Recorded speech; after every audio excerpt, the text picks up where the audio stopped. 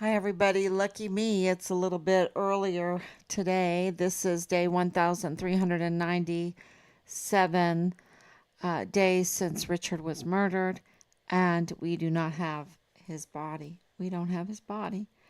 And he was murdered on Fort Bliss, y'all.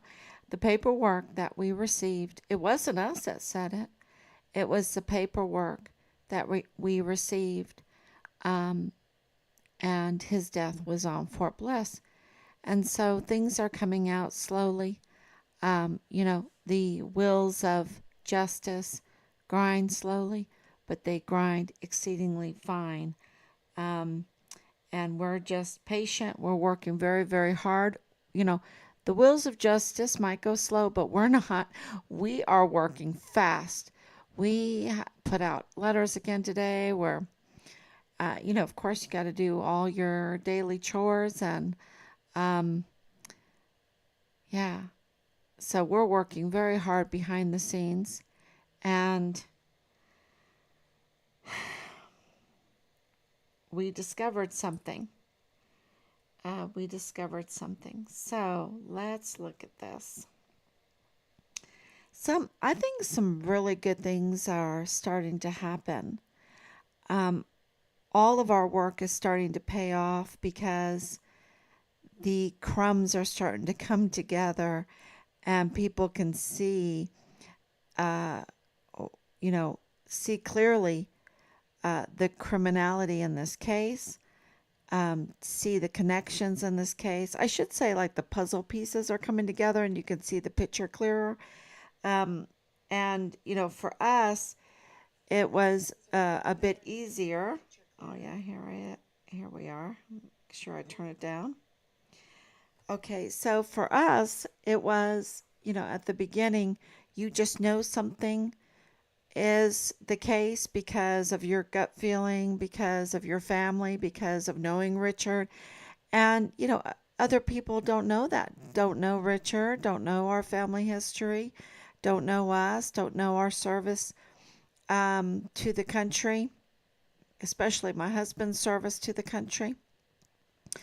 And, the connections that we have with El Paso, with New Mexico, with White Sands, with Texas. My alma mater is Mary Hardin Baylor. So, we have this long history there in Texas. Um, People don't understand that, uh, my side of the family is from German immigrants. And so we absolutely understand the importance of Germans in the El Paso area for so long. I think it was for almost 70 years. Um, the Germans were there in the El Paso area on Fort Bliss, um, because of the rocketeering, because of the missile program. We understand, because my dad was part of that program, we understand that too.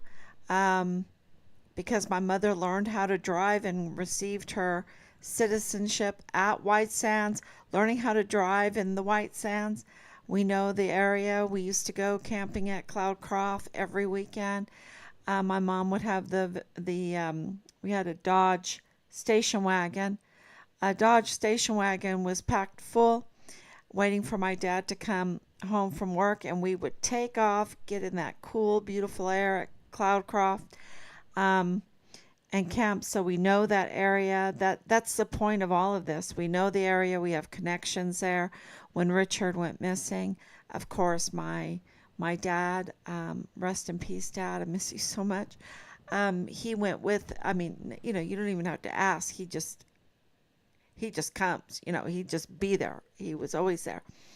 Um, and so he went to El Paso, and this is in the middle of all this COVID nonsense and everything, and to rally to meet people, um, and also, uh, while we were rallying, he would go and meet his connections there that he has known for years and years, yeah, decade old friends, from from being stationed there in El Paso.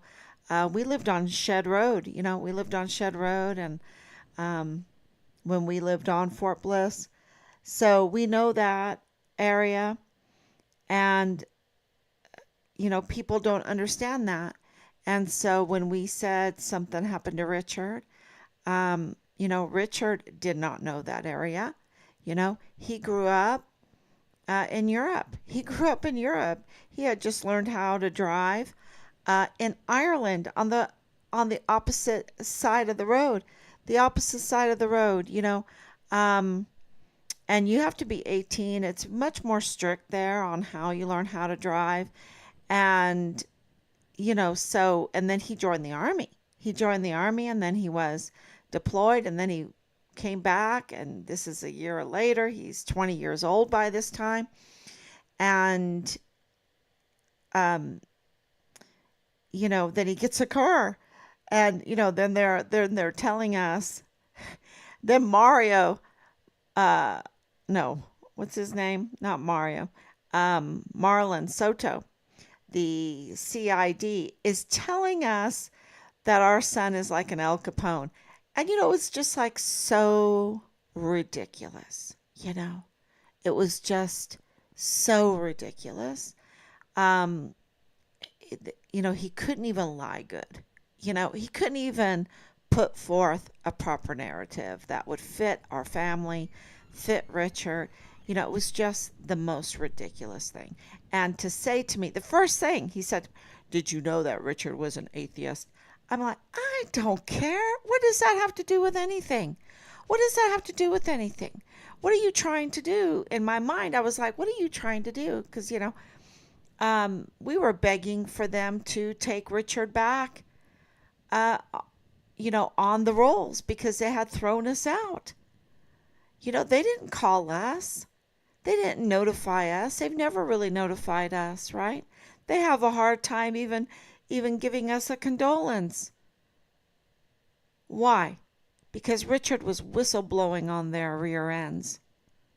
That's what he was doing. He was exposing them. And that's why they spent, years and months. When I say years, but then those months, every day in, day out, just vile and vulgar harassment to our family. And, until we learned how to trace the phone, the burner phones, and then they were shocked. Then they were shocked when we turned them in and said, okay, look at where these burner phones are leading. They're not private addresses, are they? They're not private addresses. So it was very, very clear that Richard, what we knew of Richard was right, and that we were right all along. And on April 24th, 2020, we had to all along, and they gave us the notice of death, which was really a miracle. It was really, they did not want to give us that notice of death, y'all, because then they would have to admit that our son was murdered on Fort Bliss. And, it's an inside job. And it is, the prime suspect. The prime suspect for that murder is Dallas Hart, Richard's platoon leader. Right? And so we're asking for the platoon leaders. Hey, give us all of the platoon leaders. Come on, give us all the chain of command of Richard. And they're just like, they just don't want to give it. And, the thing is if we decide to do this wrongful death suit, all of that is up for grabs in the discovery. And so, it's like, okay, so do we have to do a wrongful death suit to get some answers for our son? Right? Is that what it's going to take? Because they don't want to release us what they are obligated to release. And not only to us. Matter of fact, I have it right here because my husband and I, we were talking about this, that they don't want to give us a list of all of Richard's first, the platoon leaders, since he, the duration of his time in the military, right? They don't want to give us that. They're just, really scared of giving us that. And because, it's going to say Dallas Hart, because we have several um, witness testimonies on that. So that's really, really important. But here it says, let's see. Okay, so here it says, if a service member is killed in the line of duty, and even if they might be a part of a special operations unit, okay, the investigation into his death, which reveals that several members of the unit were involved in his death. Let's just say that, let's say the investigation reveals that several members of his unit were involved in his death. And in Richard's case, that's the case, right? Including his commanding officer, right? I'm reading this example, right? Was Richard's commanding officer part of this? Well, Clem Coward is absolutely part of this. You know that Lieutenant Colonel Michael Roddick is part of this, and there's more, right? And the prime suspect in the murder of Richard is Richard's platoon leader, Dallas Hart. So, okay, so let's go on with the analysis. Under this, the military regulations,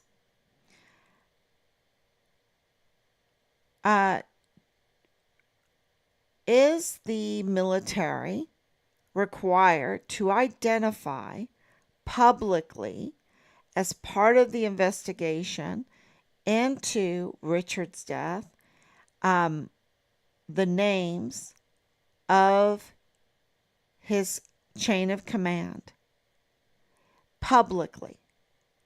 And the regulation states that yes, the military is required to reveal to the public those in the chain of command. They need to be identified publicly, to the extent possible. Okay? So why not, unless he's in some kind of very top secret unit, which Richard was not, why don't they reveal his chain of command publicly? Because it's not that they just have to do it secretly to the family. They are obligated to say it publicly. And that's very important, because our soldiers are our most valuable assets. Our service members are our most valuable assets. And, that's where we spend our treasure, right? We spend our treasure on them. We pay for, a $1 trillion military. It's our military. It's the public's military. And so, of course, when an assault on one of our service members is from the inside, like a code red, done, those that have perpetrated this crime need to be publicly exposed. That's that's not me saying that. That's military regulation. And, think about the ramifications if we didn't do that. Then they could go and kill, rape, suicide, um, abuse their power with impunity if they didn't have to be exposed. So this is a safety net. This is a restrainer on evil. This regulation. And yet, Christine Warmoth, right? Major General Eisenhower has not been able to provide us with a list of platoon leaders in our son's career. Yeah. So that corroborates, I think that just admits that we're right over the target. And because of the evidence that we have that proves that Dallas Hart was Richard's platoon leader, that's why we've been confident to say that publicly. And we're fulfilling the duty to honor the military regulations when the military itself is not willing to do it, to let the public know what has happened. So they want to keep it a secret, but remember the shh, right? And they didn't have Richard Six because this whole thing with Jesus Melendez, the K-9 cop that made the unlawful traffic stop in a well-lit parking lot, when Richard was parked in a parking lot, no probable cause, and he's kin to a lot of people. This Jesus Melendez seems to have some kind of family. And it's very important to understand what we're uncovering right now, because what we are being told, we know for sure that Jesus Melendez unjustly targeted Richard to harm him as a whistleblower. They go after whistleblowers. They really go after whistleblowers. And they do their best to intimidate them, harass them, threaten them, harm them. And Jesus Melendez absolutely, in the end of January, framed Richard. And he has some kind of connections, y'all. I mean, he has some own personal problems too, right? And I am going to put out the video of him. I've decided that today after finding this out. And there's this, seems like it. Apparently, there's a Mendez connection. A Mendez connection. Everything's rhyming with him, right? The K-9 cop in a parking lot, a well-lit parking lot to make a traffic stop at midnight.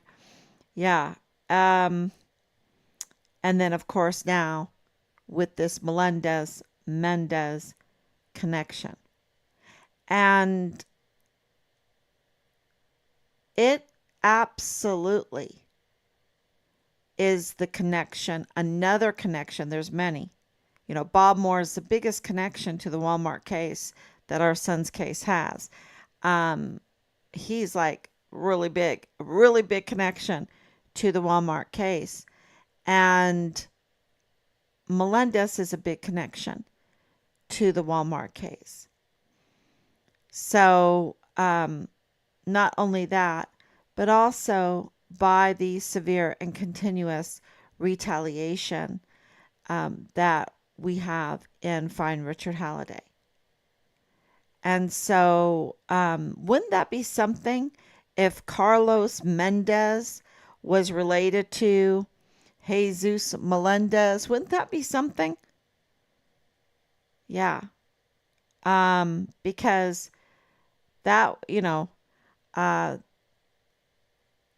that would explain that this criminal network absolutely was orchestrated and targeted Richard, targeted Team Find Richard Halliday, targeted, um, connected uh, our case to the Walmart mass shooting because Melendez, um, don't forget that David Johnson, who was one of the victims for the Walmart mass shooting, who has a lot of connections in this circle, his daughter is married to a Melendez. Okay, and I know that's a popular name, but it's all coming together.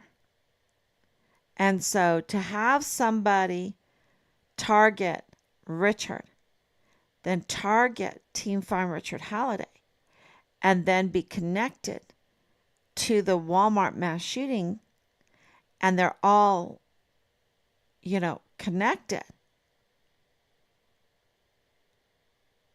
Wow. Wow. Yeah. So good news is really coming out. People are starting to understand, and I would say that it is all of Rob's open records requests and also letters of notification, notifying. And I think a big one is the amicus curiae brief that that we submitted to the SB4 federal case.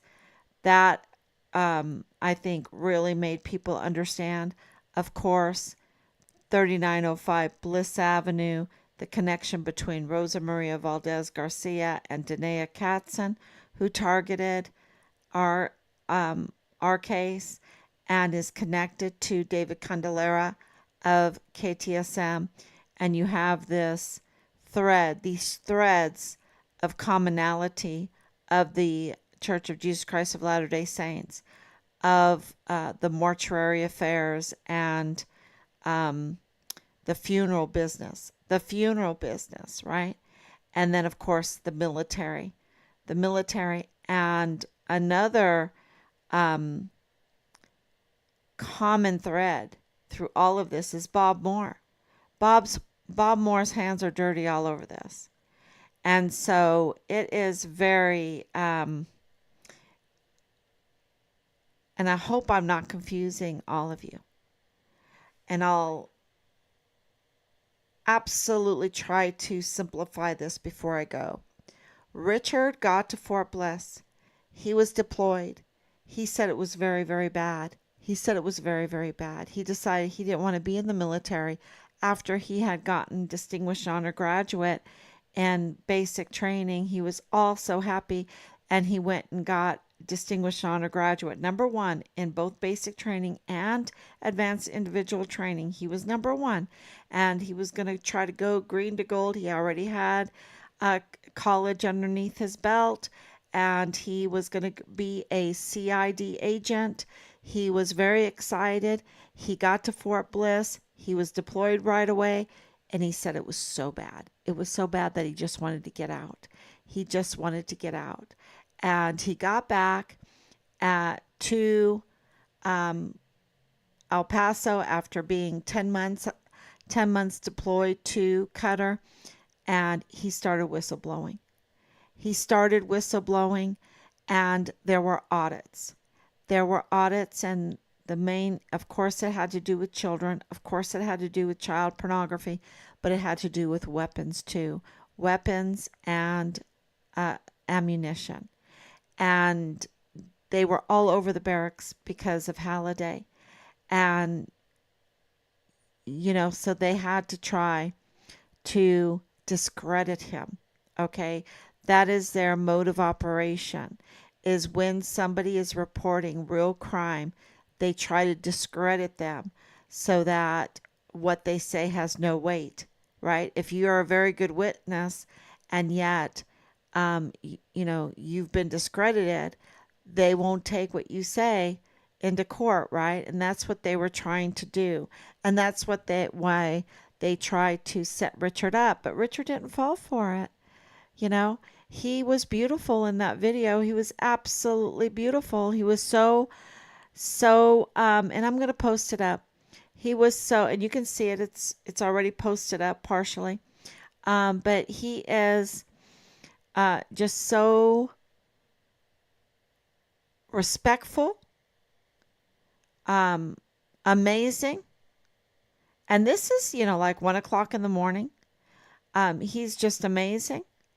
And it absolutely shows that he is in total control of his faculties and that they absolutely lied to us about that night, that it was absolutely a frame job, and that Richard's chain of command did not have his back, but chose to lie to us about what happened that night. And I think that's pretty sick of them, because that's all they had. And that happened in January of 2020. And of course, Richard always maintained his innocence, never, ever, ever said that he was guilty. He always maintained his innocence, and that really acted in his favor. And then Judge Almatrejo, who's running for district attorney right now because there's a usurper in the office. Maybe there won't even be an election because maybe Yvonne Rosales will come back, right? Maybe Yvonne Rosales will come back. Maybe we should call her. Yvonne, please come back, right? Please come back and assert your rightful position as district attorney, right? And take it very seriously then. And do a great job. So, yeah, I think it could absolutely,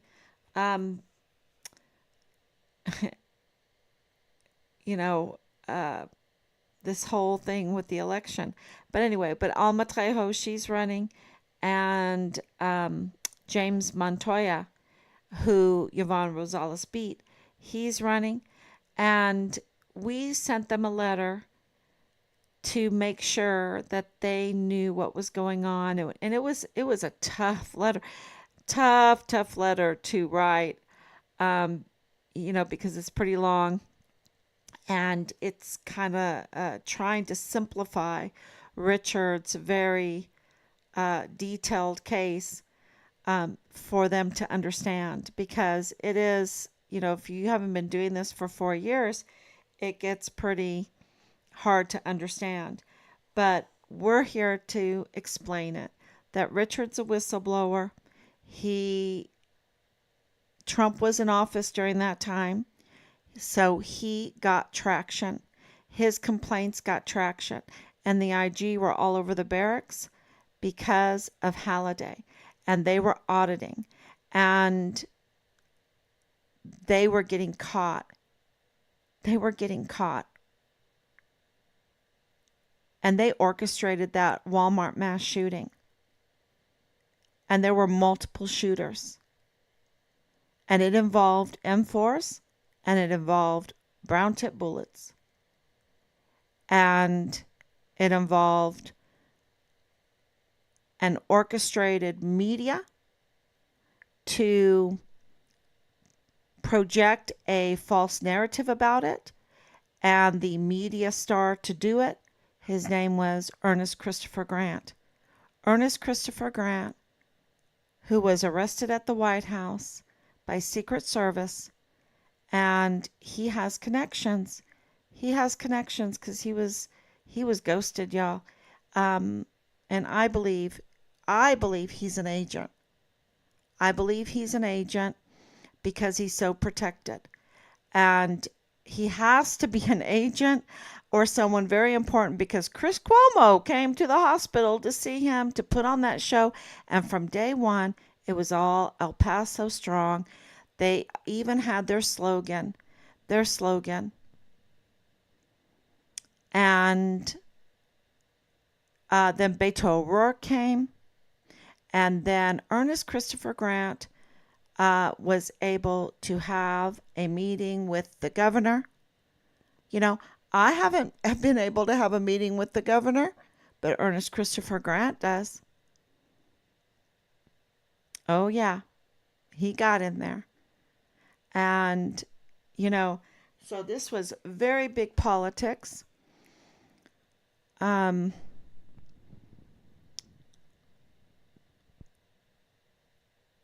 it was, can you imagine? Throwing soda bottles at Patrick Crusius.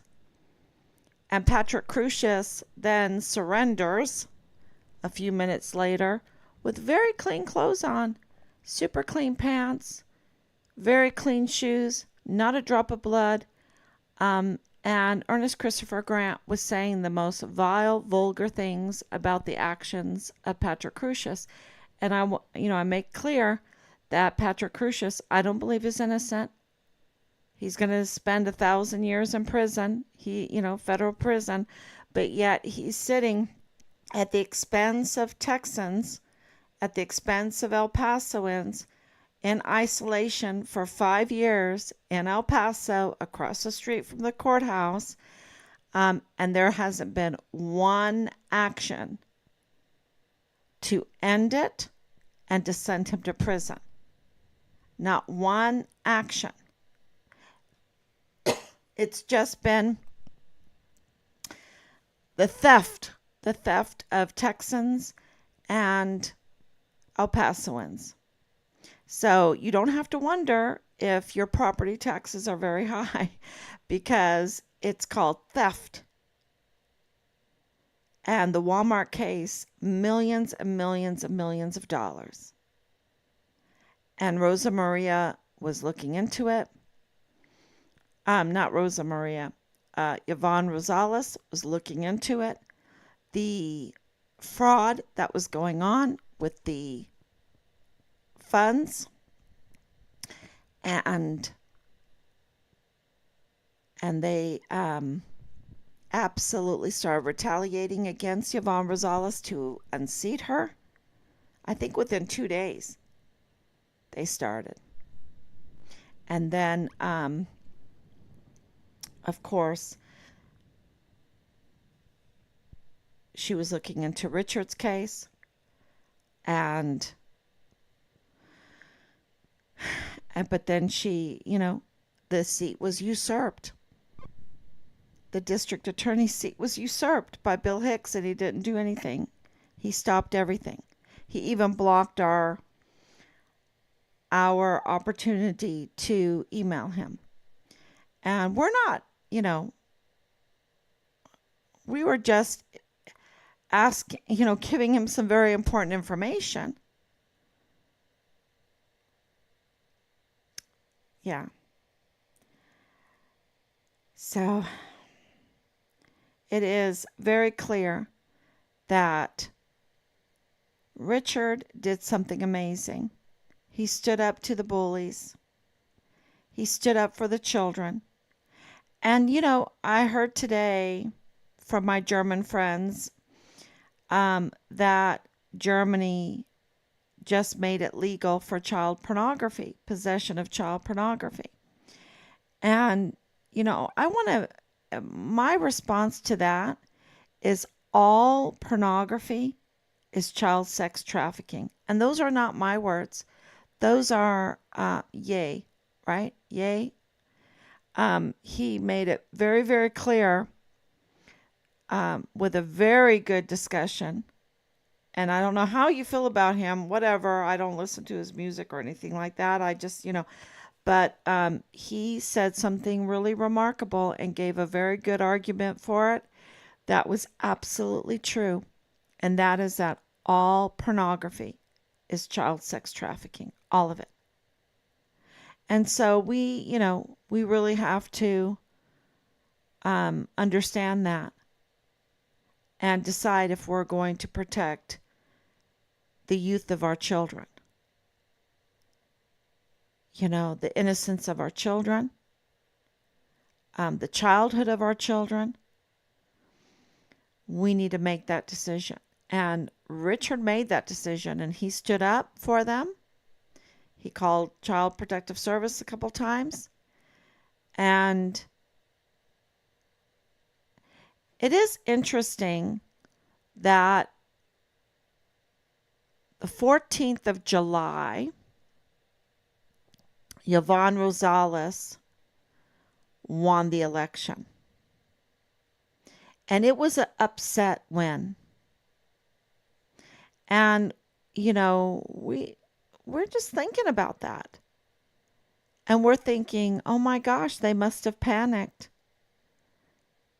And they had to get rid of the witness because there was no guarantee that they could cover up anymore. And I think that's why they killed Richard.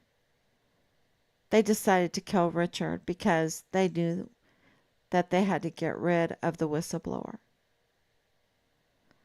And, this was just not too long after Glendon Oakley Jr. was found dead in his barracks room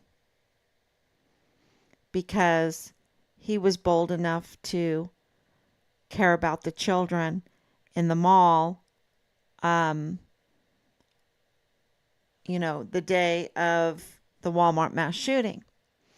And what he reported was in the mall, there were those mall cops, because they were all dressed in black. He called them mall cops with M4s. And then I just posted up yesterday the witness that said she saw 3 or 4. Was it 3 or 4? I think she said 4 men in black shooting their weapons. She described the bullets coming from the weapons. And it was on that day. And that video has been taken down several times, but people have saved it and put it up. And we've been very fortunate for people to send us a lot of information that we can save. And we just keep putting it up there and out there so that people can see for themselves that there's a lot of evidence that there's murderers walking the street and that it is connected. The Walmart mass shooting case is connected to Richard's case because it was orchestrated to divert the attention of the audits. That's what we believe. That might not be the case. That's what we believe with all the information that we have. And it was absolutely not what they said. And Patrick Crucius has not been able to address the public, which is also illegal. And he has not even been given a mental health evaluation because he has a severe mental health condition. He has autism, shows all the signs of autism. It's not just me. I caught on pretty quick after watching some videos of him. I was like, oh, he's autistic. Or suspicious. I'm suspicious that he's autistic, right? As an educator. So, no way with that kind of disability could he carry out what he did. He had to be directed. And he no way could have shot 40 plus people in just the manner of minutes that he had. No way. It's just impossible. And then in a very, very clean clothes and very clean shoes with white-soled shoes, right? These tennis shoes with white soles on them. Surrender himself to an Hispanic Hispanic police, right? And here he is. They're promoting that he is a hater. He's a hater. Yeah, he didn't hate him too much because he surrendered himself to him willingly. Walked right up. I'm the shooter. I'm the shooter. And now we have the information that the Real Fit Fam El Paso is being ran by officers in the military stationed at Fort Bliss. And what's behind the whole Fit Fam thing is it seems like a secret operation, but it's not secret anymore because we're telling you that it's Jules Tuganon, Jules Tuganon Chan and his brother. Both of them in the military, both coming from military families, a military family. Sergeant Major. Their father's a sergeant major. And there's more. There's more behind there. And what we're finding out, what our intelligence is giving us, is that Dallas Hart is found behind there. And Ernest Christopher Grant is found behind there. And human resource officers are found behind there. And also a connection to Canada. And that was very interesting for us because when we traced one of those phone, those vile, vulgar phone numbers back, it ended up in Canada, in Toronto, Canada. And we were like, what? Canada is harassing us? So, I'm not saying, these are just leads that we have been asked to search out and investigate by the CID, by the command, by the Army command, and we provide these leads to the CID, to Agent Howell, right? We give them everything, and they have everything. Now they sanitized a lot that we gave them and said, oh, we never got that, but we have proof, right? That's why we do these live streams. So we give them all the information, and now it's their hands. They're being paid to defend the Constitution. They're being paid to carry out justice, right? And that's what they have to do. So that Dallas Hart, Fit Fam, El Paso, woohoo, and Ernest Christopher Grant, like an agent, really, he must be high up because they protect him. It's amazing. And he's a criminal, y'all. He has a criminal record, and they protect him. And they protect Donna Siffer, too.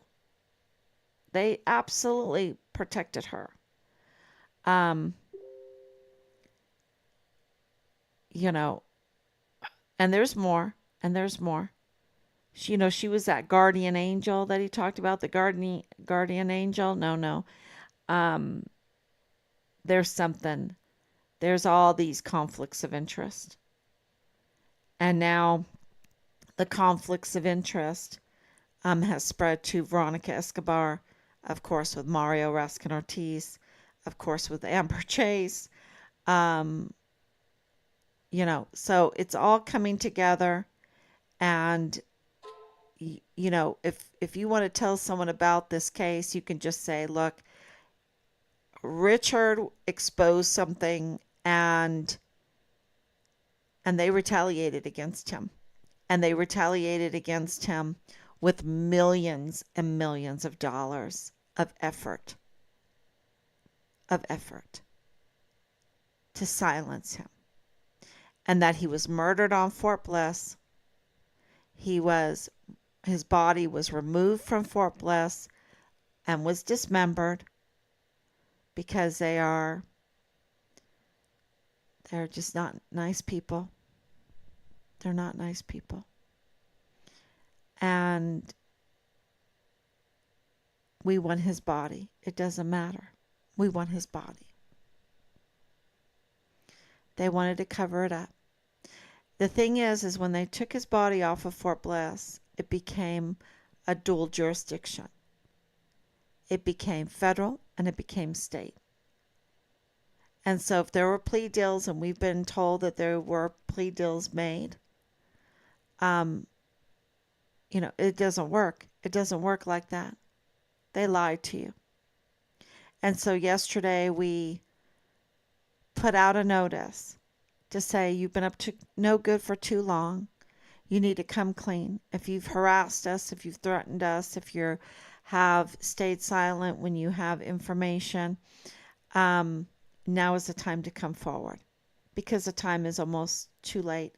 And we've been collecting a lot of information, and, things are starting to happen. But we wanted to give a warning, because so many people, society pushes them to do things that they really regret.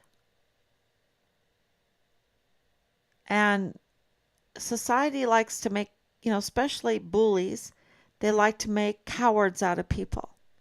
And we want to give an opportunity for those that have information, that might have even done some things that are not too good, to turn around and become brave. Become brave.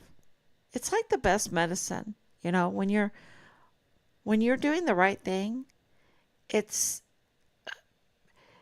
because you sleep better, right? You sleep good.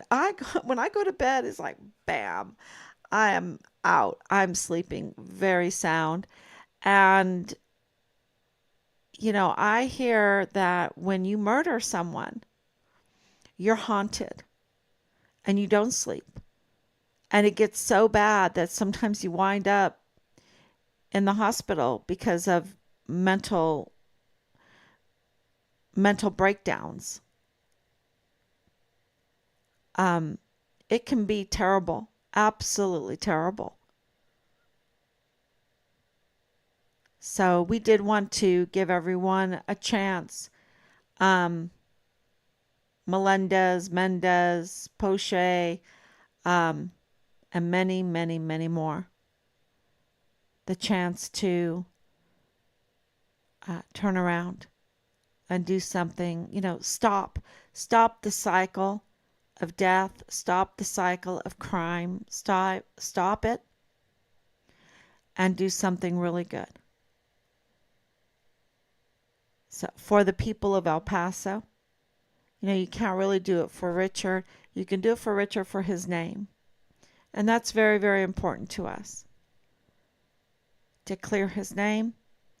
But I think his name is a hero already.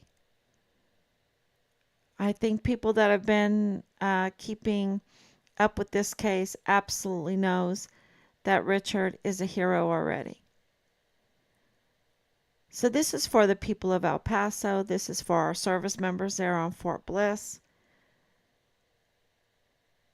This accountability is very, very important for the future of that borderland area. That is so important to the United States. So thank you so much for coming on. I will be back.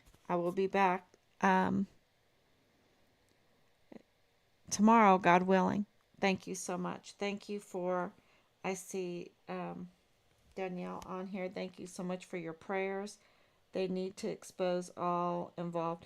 Yeah, and I'm just praying, and I want to make sure that we all are praying for Yvonne Rosales, because what is going on is that with our amicus curiae brief in the SB4 case, the message is getting out. we have been notified that the message is now going out. It's kind of like yeast, right? It's spreading. It's spreading out there, that Bill Hicks is a usurper of the 34th Judicial District Attorney's office. And then with what's going on in Georgia with Fani Willis, the district attorney's office is getting, really exposed, and people are asking, well, who's my district attorney? Well, people in El Paso are asking, who's my district attorney? Bill Hicks? And he's a usurper? He's not even holding that position legitimately. Excuse me, that no wonder the Walmart case is not moving forward. No wonder Richard Halliday's case is not moving forward. No wonder other capital murder cases are not moving forward. Because there's a usurper that all he can do is really make plea deals. Otherwise, he gets exposed. And so I think it's really time, because that is happening of course, what's happening in New York. You see the government system, the criminal justice system being weaponized against so many people, including President Trump. Whether you like him or not, the system is being weaponized against him, which is illegal, which is criminal. And it's so clear. And our laws are meant to protect us from the government, because the government can get tyrannical. So, and that's what we're seeing right now, is a government that is really trying hard to be tyrannical. So, we really want to send a message to Yvonne Rosales that she needs to stand up, put her boots on, strap on her armor, so to speak, her mental armor, the armor of God, and assert her legal position as the 34th Judicial District Attorney. She is by law, she's the legal district attorney. And she needs to go and assert herself, because Bill Hicks is weak right now. And the atmosphere and the environment is ready for justice. They're ready, So I think she'd get a lot of support with that, and just take the position seriously, right? Make sure that you bring the Walmart case to trial, or close it down, because he's already been tried, right, in the federal court. So just close it down and save the taxpayers' money. And then, please God, look into Richard's case. So it's very important for Richard's case that we have a legitimate district attorney. It's very important. So thank you so much. Send her a message. Thank you so much, and God bless you. And I'll be back tomorrow, God willing.